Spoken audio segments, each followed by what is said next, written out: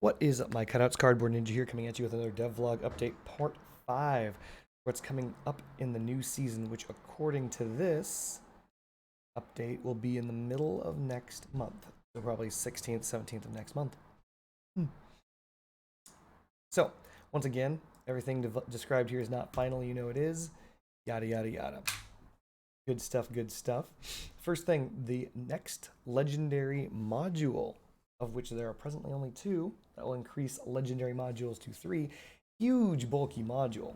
Even without the pins being shown, it looks really, really large. 1, 2, 3, 4, 5, 6 pins by 4 pins. Something like that. No, 6 pins by 2 pins. Oof. Interesting geometry. T-shaped, etc. According to this module, will provide safety to parts that you put on it.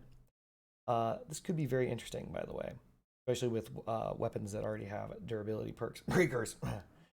Anyway, so according to this, the module can only absorb a certain amount of damage. If the damage of that module exceeds, does not exceed the threshold, then the damage is simply absorbed.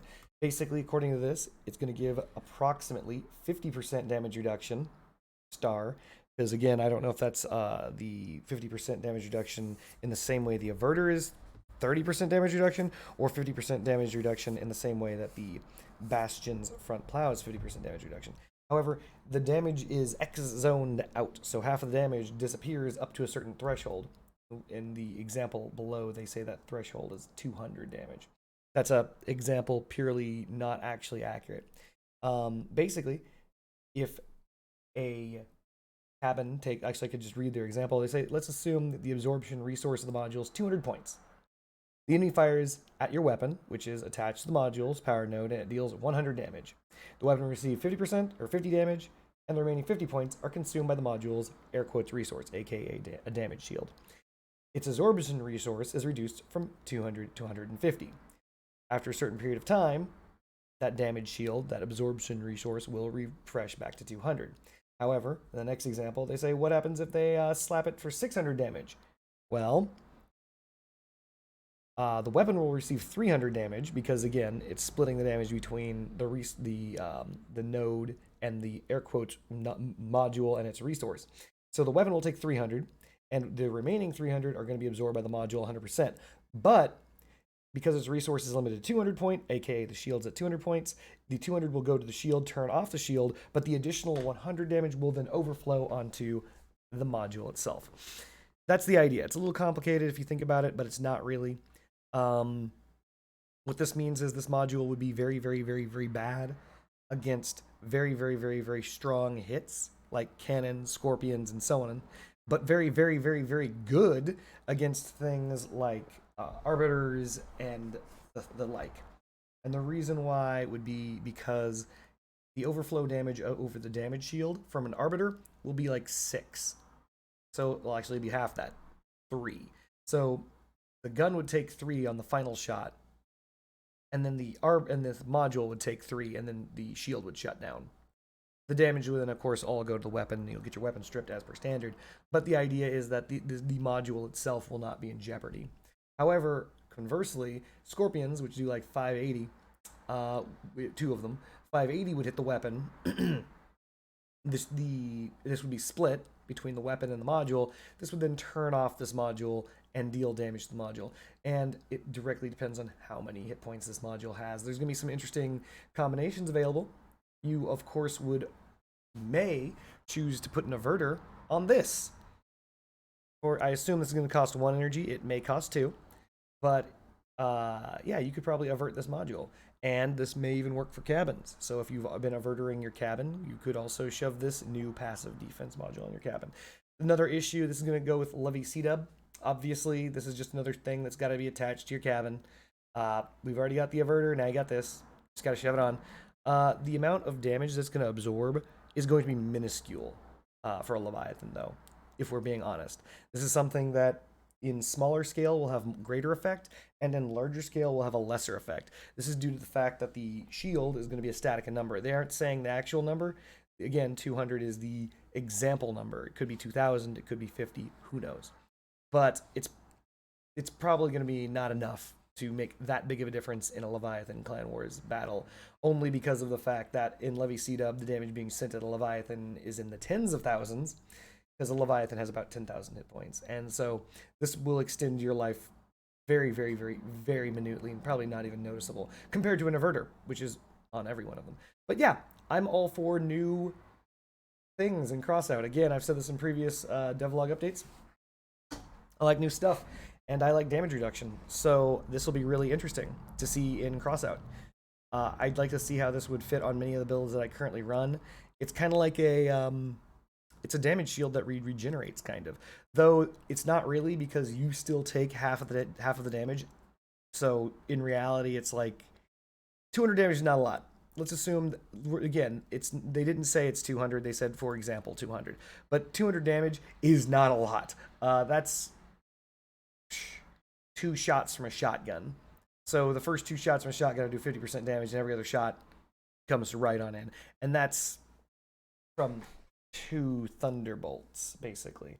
So 2 shots from 2 thunderbolts. If you have 3 thunderbolts, that's like 1 shot. That's the first burst of damage will get absorbed at half damage to you, half to the module. But everything else will be just like normal. And so the energy cost, I hope, isn't 2. Because if the energy cost is 2, this will never be used. That is not worth it. But, I mean, unless, of course, it's breakers, you know. Because breakers, increasing breaker durability. Could be interesting. Could be interesting. I like it. New lightweight legendary cabin. The reason why I even had to stop by to make this video, because I was in the middle of making a unified cabin tier list. Look at this, a new cabin. Long story short, according to this, the perk is going to be quite interesting. The stats are similar to the Griffin, except the Griffin is speed 95. This thing says it's faster than the Griffin, which means it's speed 100. Lower tonnage and mass limit. From my count, I think this is 3 pins high. I think this is going to match the cockpit in height. I'm pretty sure. That'd be 1 pin. That'd be 2 pins.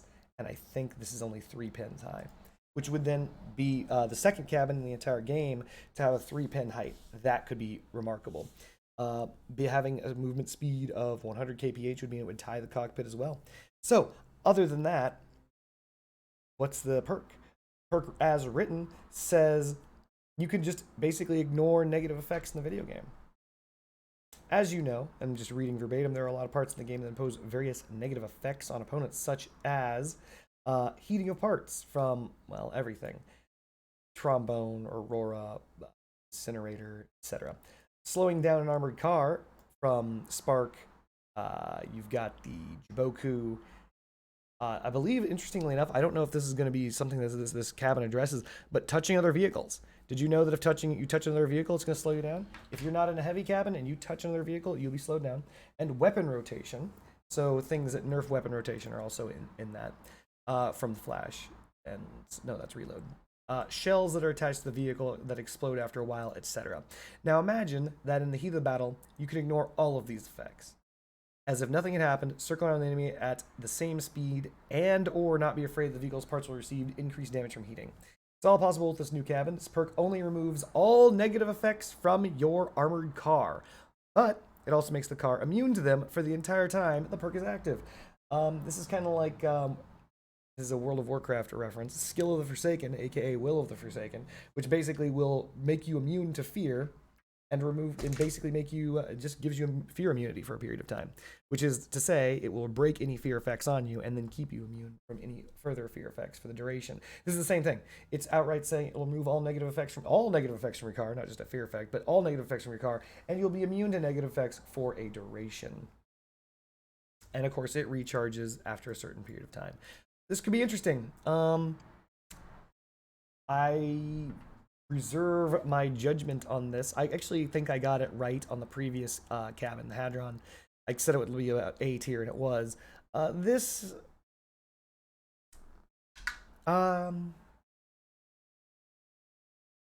honestly...